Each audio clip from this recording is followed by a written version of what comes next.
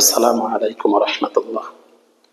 গত ক্লাসে আমরা মোরাক্কাব কারে কয় কিভাবে হয় সেটা শুনছি।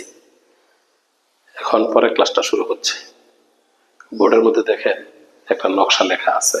আপনারা অতটা বুঝবেন না, যারা নুরানি পড়ছেন তারা কিছু বুঝবেন, কিন্তু বাকি অন্যরা বুঝবেন না। তবে এইখানে আমাদের 22টা হরফ লেখা আছে।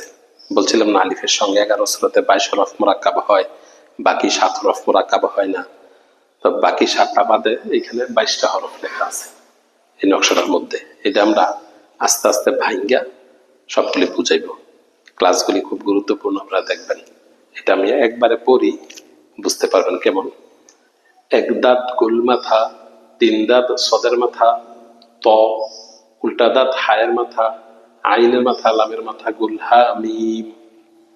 এই হরফগুলি এখানে আছে। এখানে পুরো 22টা হরফ আছে। এগুলি মোরাক্কাব হয়, মানে মিলায় মিলায় লেখা যায়। আর বাকি 7টা হরফ মিলায় লেখা যায় না। ওই 7টা হলো দাল, দাল, রাজা, ওয়াও, হামজা, আলিফ।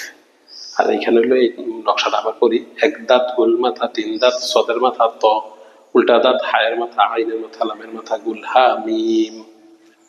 আসসালামু আলাইকুম রহমতুল্লাহ।